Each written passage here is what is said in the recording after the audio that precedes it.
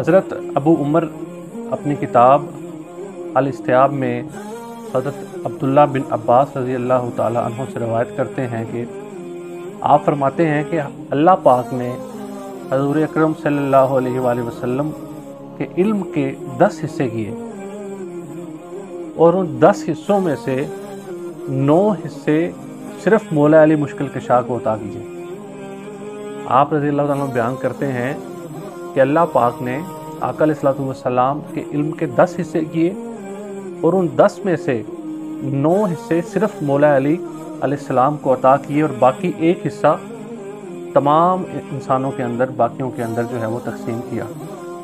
اب اسی طرح یہاں سے پتہ چلتا ہے کہ علم و معرفت کی شان یہ فقط علم و معرفت کی شان مولا علی کی ہے۔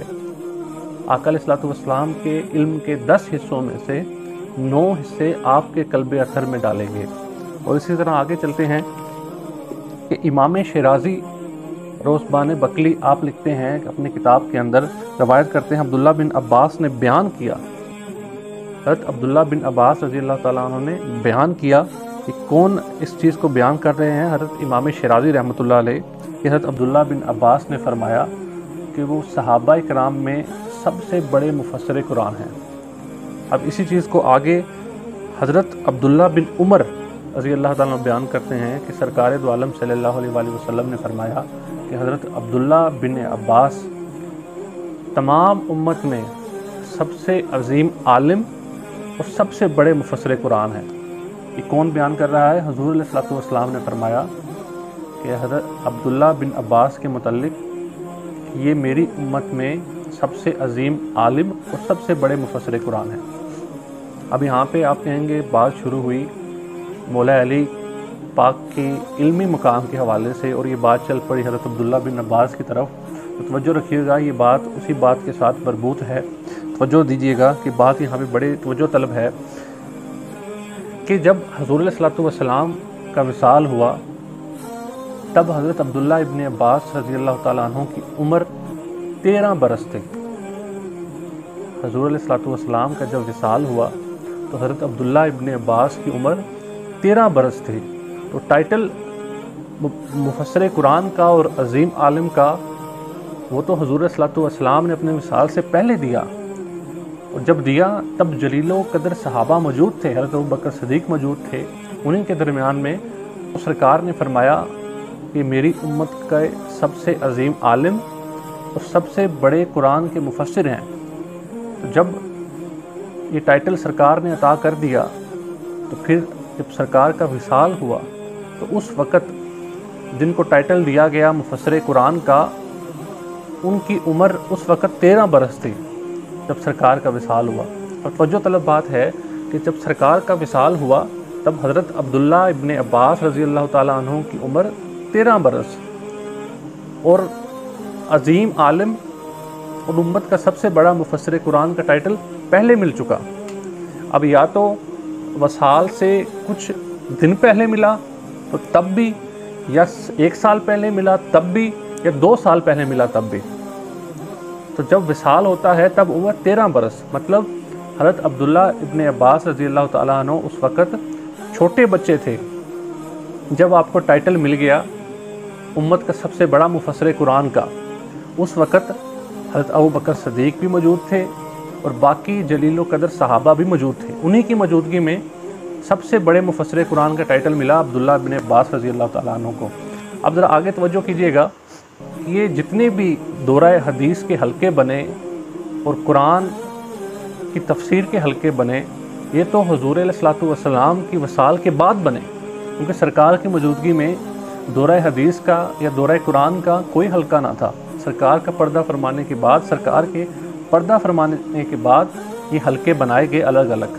تو بعد میں جب یہ حلقے بنے، دورہ حدیث جو بیان فرمایا کرتے تھے حضرت ابو ہریرہ رضی اللہ تعالیٰ عنہ، اور دورہ قرآن کا جو درس دیا کرتے تھے حضرت عبداللہ ابن عباس رضی اللہ تعالیٰ عنہ۔ تو ٹائٹل پہلے مل چکا تھا مفسر قرآن کا، شان بعد میں ظاہر ہوئی وصال کے بعد کہ آپ مفسر قرآن بنے۔ اب حضرت عبداللہ ابن عباس رضی اللہ تعالیٰ عنہ بیان کرتے ہیں کہ سن لو کہ یہ جو مجھے جب ٹائٹل دیا گیا مفسر قرآن کا تب تو میں چھوٹا بچہ تھا، اور آج جو کچھ تم مجھ سے قرآن کا علم سیکھتے ہو، دنیا میں پھیلا رہے ہو، مجھ سے سن کے آگے امت کی نصیحت کر رہے ہو، امت کی رہنمائی کر رہے ہو قرآن مجھ سے سن کے، تو مجھے مفسر قرآن کا خطاب ٹائٹل دیا سرکار نے، تب میں چھوٹا بچہ تھا، لیکن مفسر قرآن بنایا مولا علی نے۔ جو تم سب کچھ مجھ سے سن کے آگے امت میں پھیلا رہے ہو، یہ سارا کچھ مجھے سکھایا مولا علی نے۔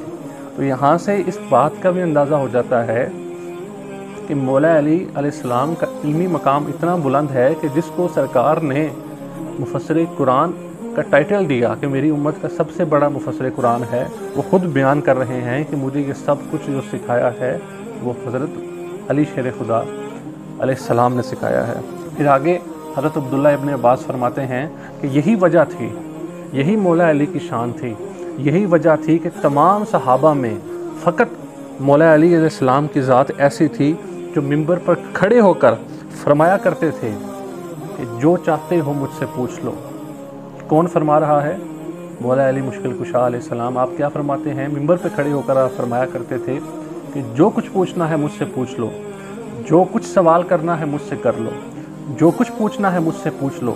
آج کے دن سے لے کر قیامت تک کا جو کوئی بھی مجھ سے سوال پوچھنا چاہتا ہے میں اس کا جواب دینے کے لیے یہیں کھڑا ہوں۔ صحابہ فرماتے ہیں کہ یہ شان فقط حضرت مولا علی کی تھی، اور کوئی صحابہ یہ جسارت نہیں کرتا تھا کہ وہ منبر پہ کھڑے ہو کے یہ کہہ سکے کہ آج سے لے کے قیامت تک کا کوئی بھی سوال کرنا ہے تو مجھ سے پوچھ لو، میں اس کا جواب دوں گا۔